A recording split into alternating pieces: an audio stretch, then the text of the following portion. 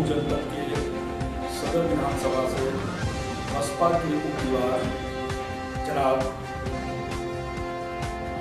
अंसारी साहब के प्रतिनिधि के रूप में जिससे हमारी बातचीत होगी आगामी विधानसभा की योजनाओं को लेकर के। तो आइए एक खास बातचीत शुरू करते हैं आपके विधायक का जी, आपका अतहर जमाल लामी। आप देखिए, हम कौमी एकता दल में राष्ट्रीय उपाध्यक्ष थे और अभी हम लोग ये पार्टी का जो है मर्ज हुआ है बहुजन समाज पार्टी। अभी मैं बहुजन समाज पार्टी का एक वर्कर हूँ। साहब, कौमी एकता दल जब कौमी एकता दल का गठन हुआ तो कौमी एकता दल बहुत जल्दी ही अस्तित्व में आ गया और आपने जो है 2 विधायक भी जिताए और तमाम विधानसभाओं में जो है कौमी एकता दल के प्रत्याशियों की जमानत बच गई और कहीं कहीं तो ये दूसरे और तीसरे नंबर पर है। तो अचानक ऐसा क्या लगा कि आप अपने पार्टी का विलय जो है बहुजन समाज पार्टी? देखिए, अब नहीं चाहते कि इस देश में और प्रदेश में कम्युनल फोर्सेज उभरे हैं। हमको कम्युनल ताकतों को रोकने के लिए हमने कौमी एकता दल का बहुजन समाज पार्टी में विलय किया ताकि इस देश से और प्रदेश से सांप्रदायिक ताकतों का खात्मा किया जा सके, उनकी विचारधारा पर रोक लगाई जा सके। लाल साहब, मैं एक और सवाल करना चाहता हूँ कि अगर माननीय जनाब अंसारी साहब जो है पिछले तीसरी बार विधायक रह चुके हैं, 3 बार विधायक रह चुके हैं, 4 बार विधायक रह चुके हैं, 4 बार विधायक रह चुके हैं। उन्होंने मऊ जनपद के लिए ढेर सारे काम किए हैं, मऊ का काफ़ी उन्होंने विकास किया है, उनको सड़कों पर बैठाया है और बार बार उनको विधायक बनाने का काम किया है। आपके नज़र में मऊ जनपद में कौन सा ऐसा कार्य है कि माननीय अंसारी साहब जी अगर चुनाव जीतते हैं तो जीतने के बाद सबसे पहले आपका पहला कार्य क्या हो? देखिए, मऊ शहर बुनकरों का शहर है और बुनकर की रोजी रोटी का सबसे बड़ा मसला है और जब से माननीय मुख्तार अंसारी जी यहाँ के विधायक हुए हैं तो बिजली लगातार हमको जो है 18 से 20 घंटे मिल रही है। ये माननीय मुख्तार अंसारी जी की देन है और हमारी सनत ही जो है बिजली से चलती है। हमारा कारोबार उसी के ऊपर डिपेंड है। अगर बिजली नहीं रहेगी तो सब बेकार है। तो हमारी कारोबारी हालत जो है मुख्तार अंसारी के मऊ विधानसभा से चुनाव जीतने के बाद लगातार हमको जो है 20 वर्षों से बिजली मिलने लगी है। इसके पहले हमको 8 घंटे बिजली मिलती थी। हम एक चीज़ और आपसे पूछना चाहते हैं, आपने बहुत सही बात छेड़ा है। मऊ की जो मऊवाली साड़ी है पूरे एशिया में धूम मचाई हुई है और पूरे एशिया में उसने अपना पहचान बनाया हुआ है। लेकिन मऊ और मुबारकपुर की मऊवाली साड़ी जो है आज अंतिम सांस ले रही है। उसका सिर्फ एक कारण है कि उत्पादन तो हो जाता है लेकिन उसकी खरीद नहीं हो पाती है। हम दुनिया के किसी भी, जैसे कि अगर हमको ट्रांसपोर्ट के द्वारा जो है दिल्ली ही भेजना हो तो मऊ से दिल्ली भेजने के लिए हमारे पास कोई ट्रांसपोर्ट नहीं है। तो क्या अगर मुख्तार अंसारी साहब जी दोबारा से फिर विधायक बनते हैं तो इस क्षेत्र में कोई पहल होगा क्या कि इनके उत्पादन को, इनकी साड़ियों को दिल्ली और दिल्ली से दुनिया के तमाम देशों में भेजने का प्रयास किया जाए? देखिए, जहाँ तक सवाल है उत्पादन का, तो हमारे बुनकर भाई उत्पादन तो भरपूर करते हैं, लेकिन इसके ऊपर केंद्रीय सरकार जो है, मोदी जी की सरकार, उत्तर प्रदेश की अखिलेश की सरकार, ये माल की निकासी की कोई व्यवस्था नहीं करती।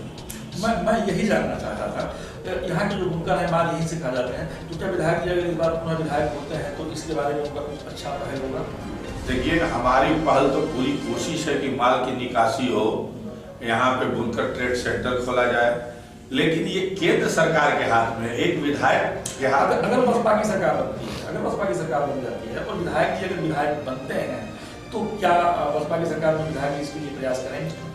इसके लिए पूरी कोशिश की जाएगी, पूरी ताकत लगाई जाएगी ताकि बुनकरों के माल की निकासी हो, बुनकरों का माल बिके, अच्छा मुनाफा मिले। हम ये भी चाहते हैं कि उनको अच्छा मुनाफा मिले ताकि वो खुशहाल, इसके लिए पूरी लड़ाई लड़ी जाएगी। और बहन की अगर सरकार बनती है तो यकीनन इसमें सबसे पहले मुख्तार अंसारी इसकी पहल करेंगे, शुरुआत करेंगे। बहुत बहुत धन्यवाद। हम एक अगले प्रश्न पे चल रहे हैं कि हम मऊ से हट करके चल रहे हैं, जो इस समय का माहौल बना हुआ है और अभी जो है अभी जो है भारतीय जनता पार्टी के अमित शाह जी ने जो है कहा है कि सपा बसपा और कांग्रेस जो है कशाब है और कशाब जो है आतंकवादी हैं। तो क्या उनका कहना है, उनके कहने पर आपकी क्या प्रतिक्रिया है? देखिए, आतंकवादी तो वो लोग हैं जो नफरत फैला रहे हैं, शमशान और कब्रिस्तान की बात कर रहे हैं। ये लोग आतंकवादी हैं। ये लोग मजहबी उन्माद पैदा करके, वोटों का पोलराइजेशन करा करके, ध्रुवीकरण करा करके ये चुनाव जीतना चाहते हैं। और आज की डेट में बसपा के खिलाफ सपा और भाजपा, ये तमाम ताकतें जो है मिली हुई हैं। ये दोनों मिल गए, एक दूसरे की मदद कर रहे हैं। ये तो दिखावे में मुराद कुश्ती कर रहे हैं ना, हकीकत में एक सिक्के के दो पहलू हैं और सपा और भाजपा में कहीं कोई अंतर नहीं। अभी एक बयान आया था, मुलायम सिंह ने कुछ दिन पहले बयान दिया था कि मैंने काफी लोगों के ऊपर गोली चल रही थी। इस बयान के बारे में आपका क्या कहना है? देखिए, मुलायम सिंह ने कारसेवकों पे गोली नहीं चलवाई थी। ये मैं आपको बता रहा हूँ, आज आपसे मैं खुलासा कर दे रहा हूँ, कहीं भी पुलिस और पीएससी ने गोली नहीं चलाई थी। उस वक्त इस देश के गृह मंत्री थे मुफ्ती मोहम्मद सईद और वीपी सिंह प्रधानमंत्री थे। और मुलायम सिंह तो दुबक गए थे, बिल में घुसे हुए थे। वो तो कोई गृह मंत्री से बात ही नहीं कर रहे थे। गृह मंत्री के आदेश पे गोली चली और बॉर्डर सिक्योरिटी फोर्स के लोगों ने और सीआरपीएफ के लोगों ने गोली चलाई थी। अगर ये साबित हो जाए कि मुलायम सिंह ने गोली चलाई थी, एक भी गोली पुलिस और पीएससी की चली थी, तो मैं राजनीति से संन्यास ले लूंगा। अलग साहब, एक चीज हम और आपसे जानना चाहेंगे, उत्तर प्रदेश की जनता, मैंने कई प्रदेशों में, मैंने कई जनपदों का दौरा किया है, तमाम लोगों से मिला है, कई मैंने धर्म के लोगों से मिला है। सारे लोग उत्तर प्रदेश में जो है शांति चाहते हैं, सद्भावना चाहते हैं और वो धार्मिक मार्ग से ऊपर उठ करके काम करना चाहते हैं। इसके बारे में आपका क्या कहना है? ऐसा है, जब जब बसपा की सरकार रहती है तो इस प्रदेश में शांति रहती है, और जब जब भाजपा और सपा की सरकार आती है तो इस प्रदेश में दंगे और फसाद होते हैं। शांति बनाए रखने का एक ही तरीका है कि बहुजन समाज पार्टी की सरकार बने और बहन जी मायावती बने। इस पूरे प्रदेश में अमन चैन कायम रहेगा।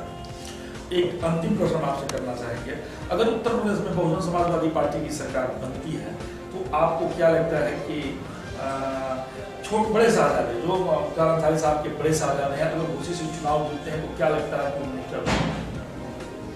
देखिए, ये तो बहन जी का अधिकार है और पहले से उसके ऊपर कुछ कहा नहीं जा सकता।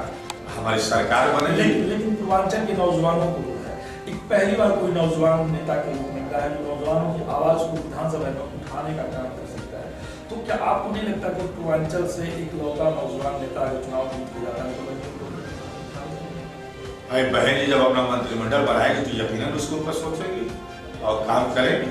लेकिन हम पहले से कोई भविष्यवाणी कर दें, ये उचित नहीं होगा। ये बहन जी का अधिकार है कि वो किसको बनाती हैं, किसको मंत्री बनाती हैं, किसको क्या पद देती हैं, वो उनके ऊपर है, सब उनके ऊपर हम छोड़ देते हैं।